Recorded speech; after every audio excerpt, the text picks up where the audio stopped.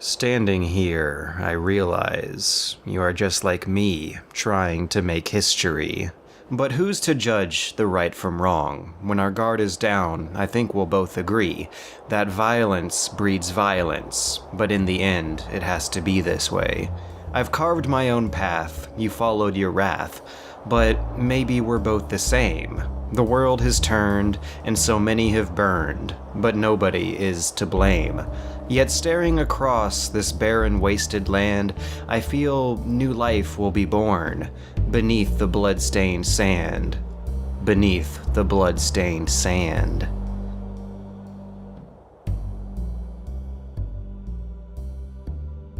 Hello and welcome to Bunny Hop. My name is George Weedman, and look at these times. I have been practicing for 10 hours, as you might see. I copied over save slot 2, which was the save file I've been playing so far on this Let's Play. It's at 40 hours now, but that's the culmination of a few other previous playthroughs. After all, you have to unlock Revengeance mode.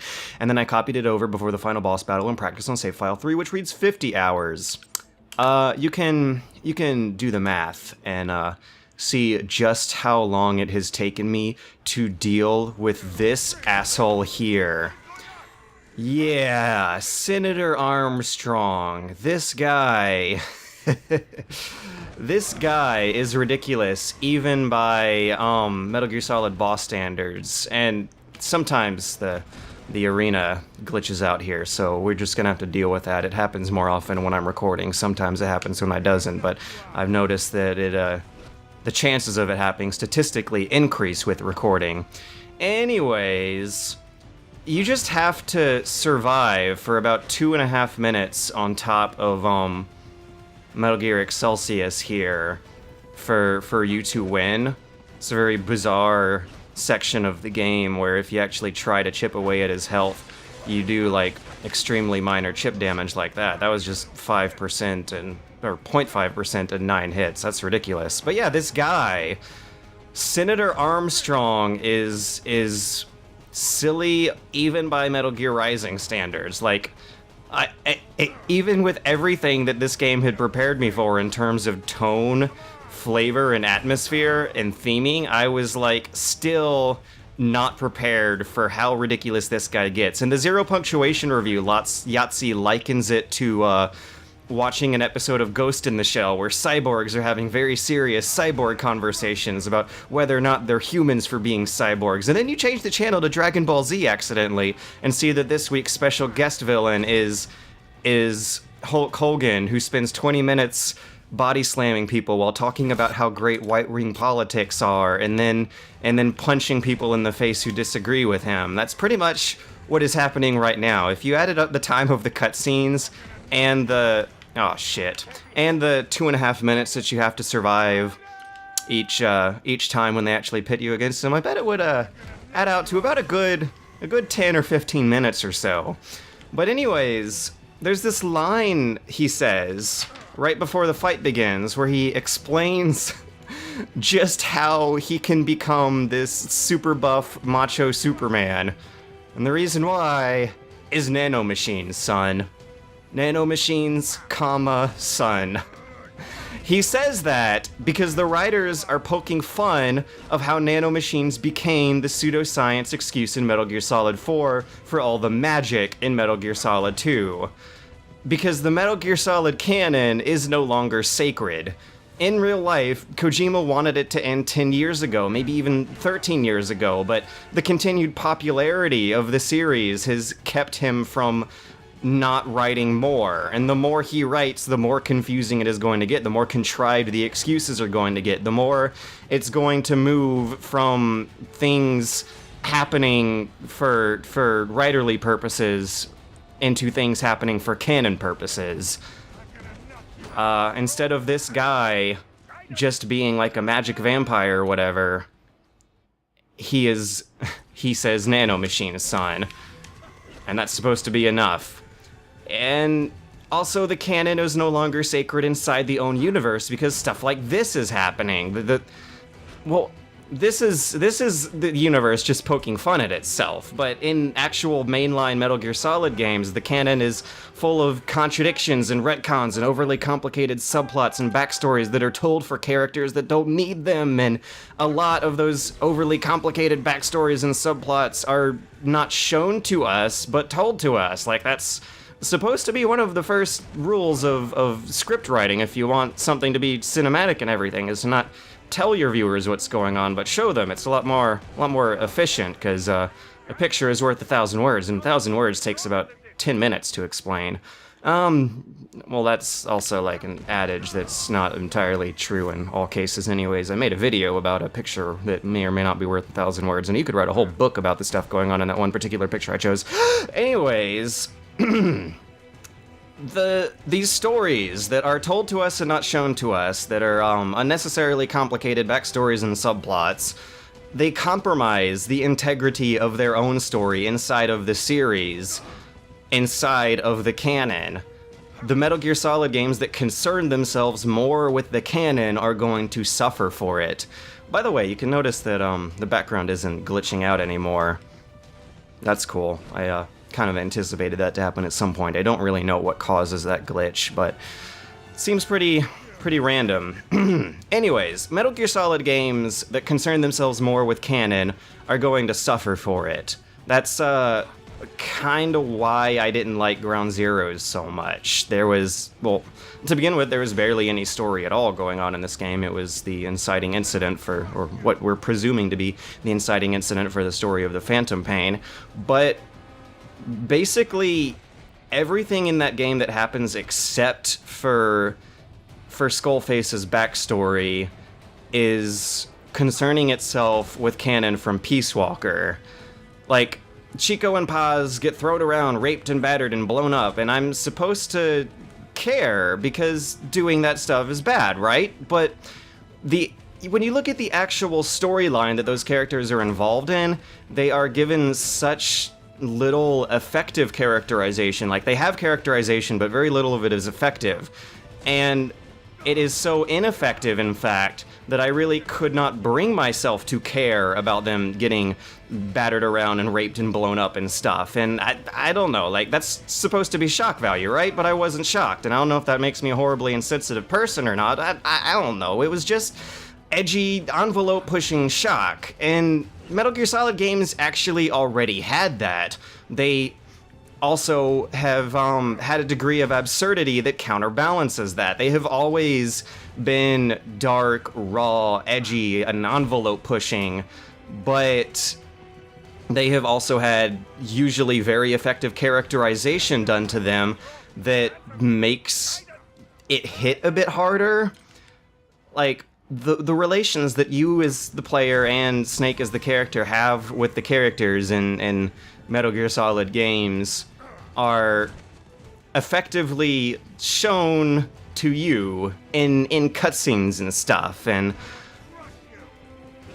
it, in a way, Ground Zeroes didn't so much add darkness to the Metal Gear Solid flavor, it just took stuff away from the Metal Gear Solid flavor. It downgraded it. It kept the dark, envelope-pushing edginess that always was there, but took away the supernatural, paranoid, wacky, postmodern absurdity that actually gave Metal Gear Solid games a real edge. And Metal Gear Solid games have characters whose weird relationship with the player was shown to them in the cutscenes or explored through the gameplay, and Meryl has this weird moment with us in a bathroom in Metal Gear Solid 1, and tortured button mashes determine her fate in terms of the storyline. And she reveals to us more as players about Snake and her as characters, and it's also, well, it does that through both gameplay and cutscene, and again, like, oh my god, rape, Metal Gear Solid 1, it's implied that Meryl gets raped and stuff while being captured, oh noes. Like in Metal Gear Solid 3 also did characterization extremely well as well. Eva has weird moments with us in the abandoned factory and under the waterfall, and she helps you out and acts all seductive even though she's an enemy spy. She is obviously being sexually abused by Vulcan too. Oh no. And she gets battered around and beaten and tortured, and Naked Snake does as well. They have this weird attraction and reluctance towards each other that's shown through action and body language. You actually experience the developments of the storyline that game tells. So in Ground Zeroes, you don't do that so much. The whole catalyst of what causes Snake to sneak into Guantanamo to rescue Paz and stuff is due to a rivalry he shares with Major Zero, which is never actually shown to us. It is told to us in Metal Gear Solid 4 from Eva, who's going by Big Mama at the time, and we never actually see this rivalry with our own faces. We're just told that it exists. In Peace Walker, it comes back when Paz does her heel turn, she talks about it. We never actually see Snake and Zero being rivals. We just kind of see ancillary characters telling us that they are rivals, which makes the whole point of Ground Zeroes feel kind of, Ground Zeroes feels like it's standing on shaky ground. So, anyways, the cutscenes in the pre-Metal Gear Solid 4 games didn't have the motivations of the characters explained outside of the gameplay or the cutscenes in optional tapes that we're supposed to just sit and listen to and do nothing while listening to it. In Peace Walker, you're supposed to just sit on the subway train and listen to Paz's heel turn happen for 30 minutes. They don't really give you anything interesting to look at while it's happening, and it is entirely optional. It's not that hard to just not listen to that stuff. I guess the only real reason I did is because I've kind of put myself into a position here on the internet where I have to come off as a person who cares about Metal Gear Solid canon. But that's not effective storytelling. There is nothing to watch while the storytelling is happening. You're supposed to sit and watch the scenery of your subway ride happen while listening to the game story happen. And I was playing this game on the HD collection on a home console, and it was not pretty. I wasn't exactly having a blast. But this game, on the other hand, this game was a blast. It was a self-contained story with a beginning and a middle and an end, and identifiable characters and villains whose drama and motivations don't extend across multiple games. Oh my gosh, I really need to concentrate on surviving for 2.5 minutes here, don't I? I don't know about you guys, but I actually do know that some of you guys don't enjoy this game that much, but I enjoyed this game that much. I had a blast. I thoroughly enjoyed myself, from beginning to end. This game was a self-contained story with a beginning, a middle, and an end that did not extend into other games. Well, I guess the beginning kind of did, because Raiden being a crazy badass cyborg is a thing that happened in Metal Gear Solid 4, and the Son of the Patriot system getting destroyed and allowing the PMC marketplace to flourish is a thing that also happened in Metal Gear Solid 4. But okay, whatever. The villains and the support cast, they don't show up in any other games. There aren't as much cameos, illusions, and crazy soap operatic character developments related to other games happening here. It's basically Raiden, Sunny, and Sunny like barely even, she makes a cameo. She's not that big a part of the story. And a few lines that Raiden says about other characters, and that's basically it. And that's not like your typical Metal Gear Solid story, but what is like your typical Metal Gear Solid story is that it plays with the fourth wall, which is usually fun when it's not done for like Conker's Bad Fur Day, bad jokes kind of deal. In this game, the fourth wall illusion is a shared passion between Raiden and the player for chopping up cyborgs. Both Raiden and the player kind of have this guilty pleasure of chopping up robot people to bits, and that causes internal conflicts that cause action in the story to happen. It also unlocks Ripper mode. How neat is that? that a fourth wall eluding internal conflict with our main character and the story he's caught up in unlock a gameplay feature as both the gameplay and the story develop. Anyways, it also has this weird black comedy thing going on, where the seriousness of its heavy-handed topics are mocked by the writers. That is what Senator Armstrong, as a character, is doing when he says nanomachines, son. That is the writers mocking nanomachines. Uh-oh, here we go. This is what I've been waiting for. So after this, you get a little QTE, and then you get to continue on to the real boss fight. But anyways, saying nanomachines, son, says a lot more about this character, the tone of the game that he's in, and the atmosphere of the story than a 3-minute pseudoscientific explanation from Dr. would. But you can still get that if you call him up. Like, it's very much... Oh, I gotta wail on him like Kenshiro for a second. You get the best of both worlds in here.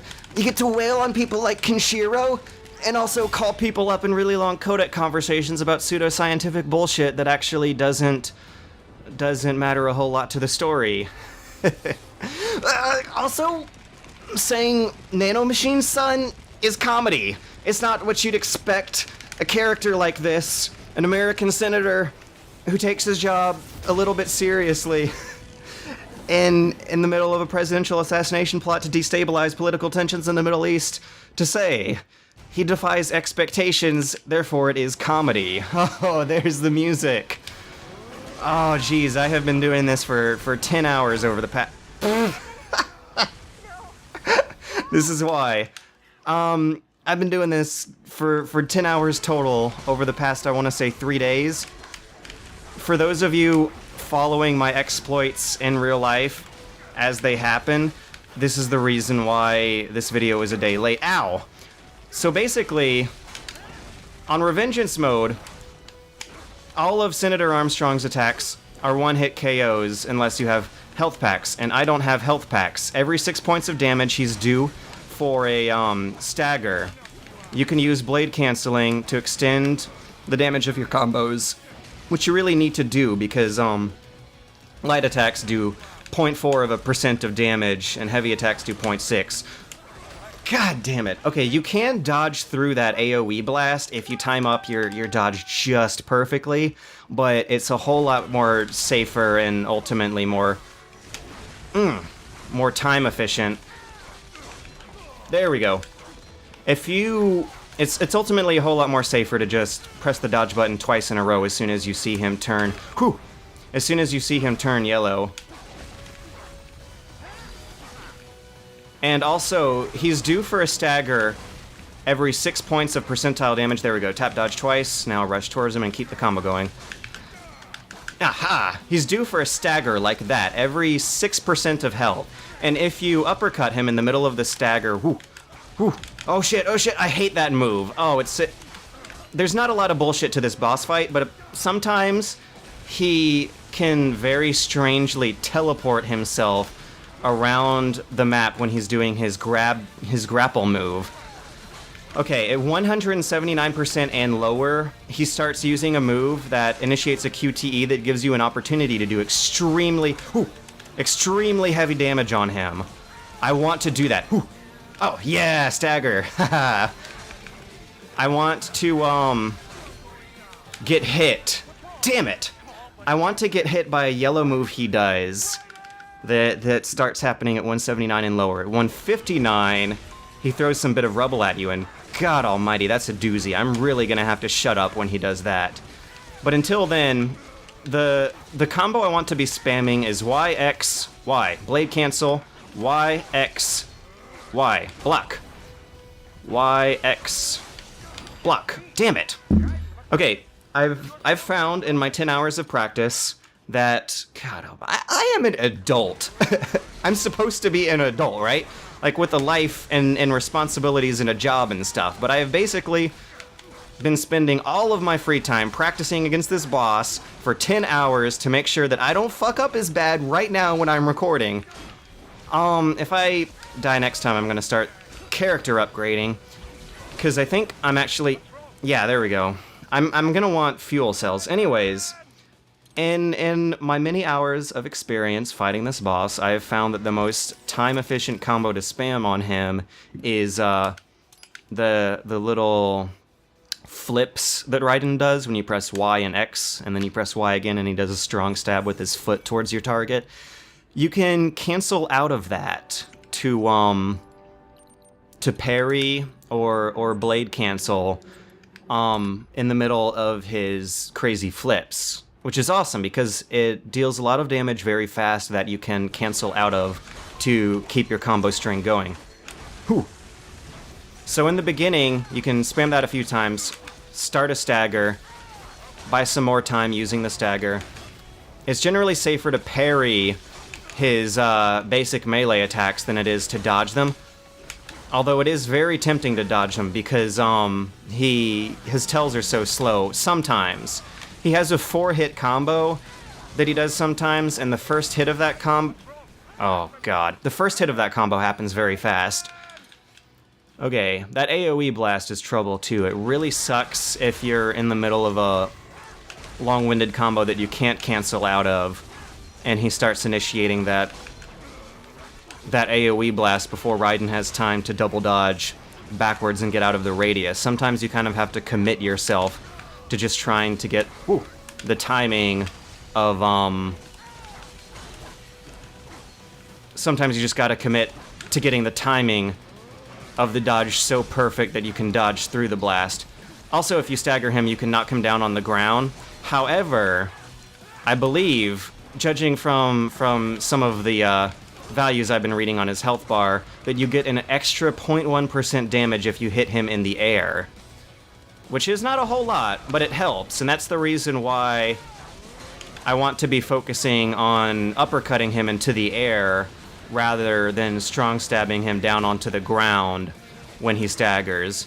Now, while he does that, while he makes those firewalls, it's extremely annoying because, as you can see just then, you don't have as much room to dodge. If he starts an AoE blast in the middle of his firewalls, you basically have to dodge through it. You can't dodge out of the way of it. It sucks. But I'm extremely surprised by just how much bullshit there isn't there with this boss battle. It is seriously like you passing 30... God, I just spat all over the monitor. Oh shit, I have to be so careful right now. Please don't AoE blast. Please don't AoE blast. Oh god, this is the grapple. I have to dodge this. Oh god, this is fun. Why is losing against this guy so fun? Otherwise, I would have stopped after like hour 1, right? Anyways, Okay, let me collect myself. Okay, I'm gonna shut up and concentrate on playing for a while. Because I need to see him throw rubble at me. That happens at 159% health and lower. And that means that I either need to whittle him down to 159% lower legit, like what I'm doing right here, or using a QTE move that he starts doing at 179% health and lower. Because if he throws that rubble at me, and if I chop through it, I pretty much win. I know that that meter down there says he's at like 180 health, whatever, but the boss battle is really over when he's, well, it's not over, but it is going to be determined when that health meter is in the 150s.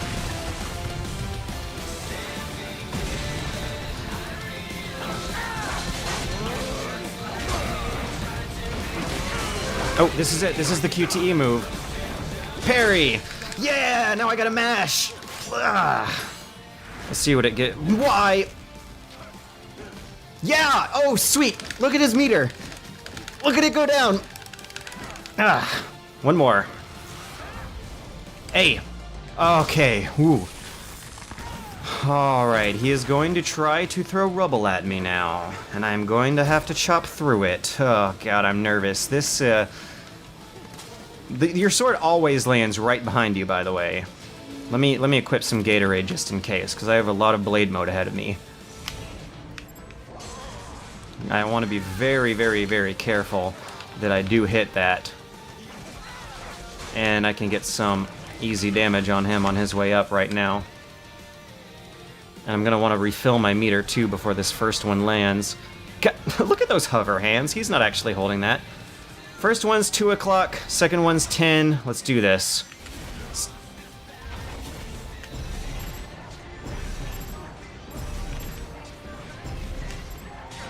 Yeah! Oh, man! Is this it? Look, the stupidest thing in the world is about to happen. Oh god, he is so mad. Look at that mad face. Look, health packs falling from the sky. They, like, want you to have these. Oh shit, I better equip them and drink Gatorade. Wait, no, I better drink Gatorade, equip them, and run the fuck out of the way, because I'm about to show you something really cool. Okay, drink Gatorade and equip health. Now, run to the right. Ah, I missed it, but whatever, that's okay. There's, like, gonna be more health packs lying around for me to... Oh, this is the QTE move! And I have a health pack. I can take a hit for once. X! Boom! 27 points, 52%. I can handle that. I can handle 52% of his health. I whittled him down like 30, 40 points last time. You know what? I'm gonna let him heal while I heal myself. Where's the one remaining? 2 health packs. Nice, beautiful. Okay. Yeah! And I think right now he, I don't want to knock him... Fuck. I did knock him down, but I should not have. But whatever. I got this. I can take 3 hits now, and I know this guy's tells in and out. I've been doing this for days now.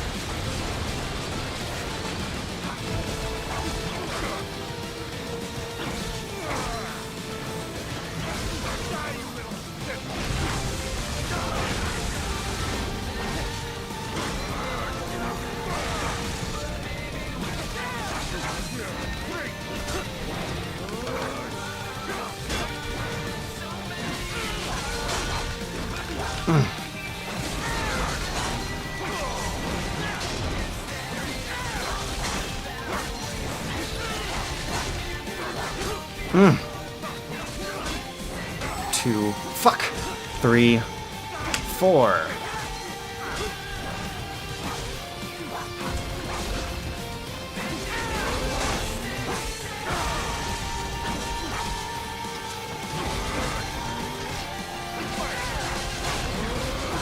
Fight fair? Seriously? This subjectivist right-wing asshole thinks I'm the one fighting unfair. Good lord.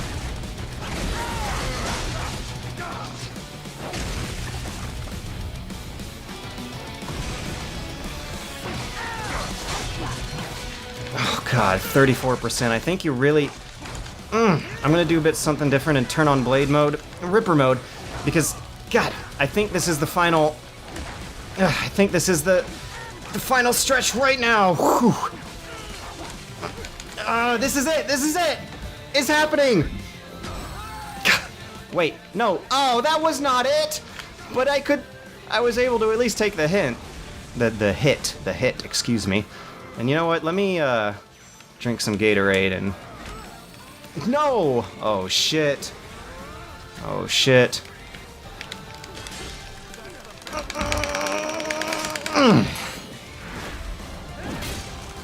This is going to be it, though. I don't even have to try that hard. He's going to be stuck at 0.1%, and now he's going to start doing the QT that will end the battle. B, I just got to not fuck up. I think I'm good, though. Oh, man, this is down to the wire.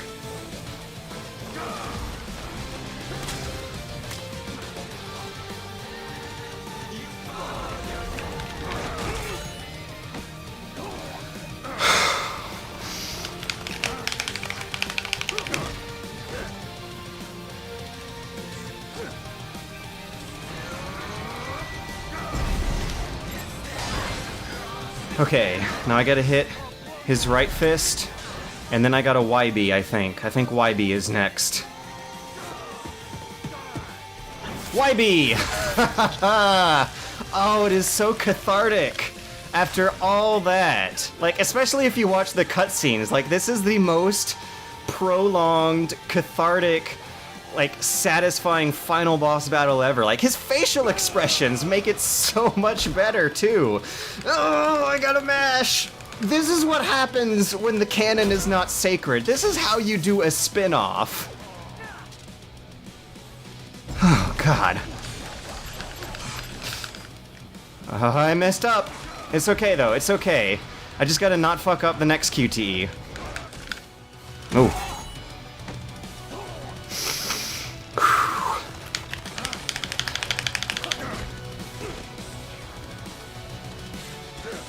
I don't know if I'm actually in any danger of dying right now, but I am not willing to find out. Okay, YB is next, right? Like, I don't know what happens if I miss this YB, but I'm seriously not cool about missing that YB. Oh, God. Like, this game, it is a self-aware game fueled by white-knuckle speed and kinetic force and music and this incredibly cathartic, satisfying combat system and tone and events and cinematics and QTEs, and the music adds so much to it, and how could you not love this stuff? Oh, Jesus Christ. You know what I need to do?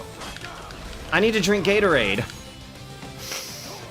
I don't have enough blade mode for the last part of this QTE.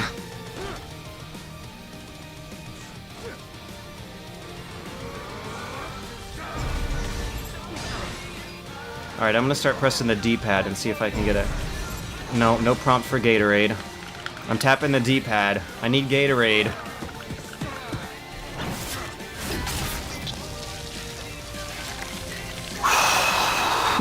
My palms are sweaty. My thumbs are sore. My eyes are burning. This has to end at some point.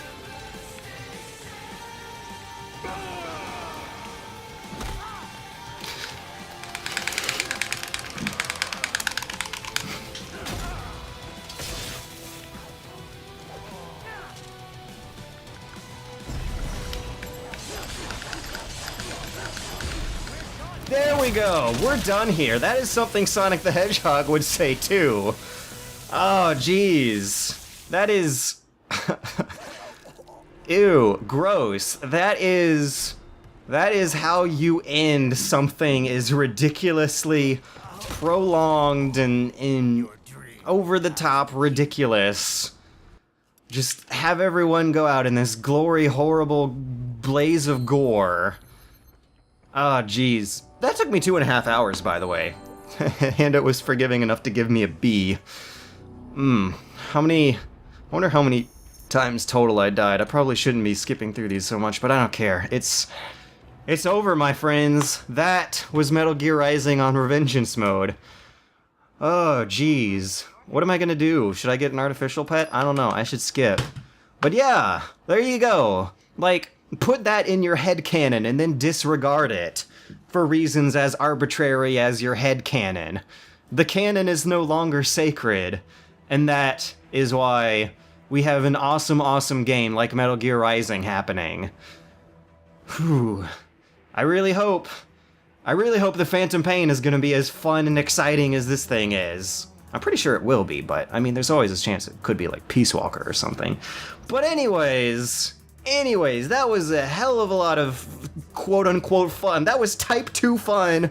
That was a demanding trial by fire that I'm gonna look back on and be like, I'm glad I did that. But in the moment, there were a few moments where I was just gritting my teeth and bearing what felt like hell. But that's beautiful. That is a video game. My name's George Weedman. It has been real. I don't know when I'm gonna do a Let's Play again, but it's gotta be stupid, difficult, ridiculous like that, because it is just too much fun doing stuff like this. Nude Maker Company, what's that? Alright, let's see how I did. 11 hours, 6 minutes. I wonder how much of that was spent on the on the final stage. Normal kills 252. Gosh, that's a little jarring to see how many of those are compared to like the end of my Metal Gear Solid 3 0 kills run. Remaining enemies 9. I know I didn't kill the 4 in Escape from Denver. I wonder who the other were. Were they the MIBs? I don't know. I like how you have a beheadings count. Title 6. I'm gonna have to look up what that means. Oh, that's probably how many titles is gonna pop up soon. I got a CD. A CD.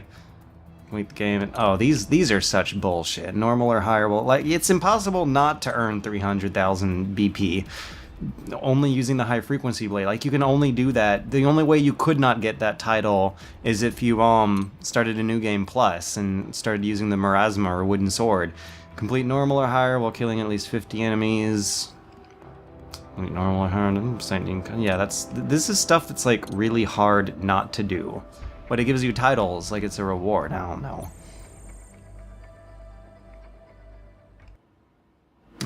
I guess that's it. Bye, everybody. Until next time, have a sweet week or something. It'll be like a week until the next Bunny Hop. Right now it's Saturday. Bunny Hop happens on Thursday. Have a good day, everybody. I hope it was fun.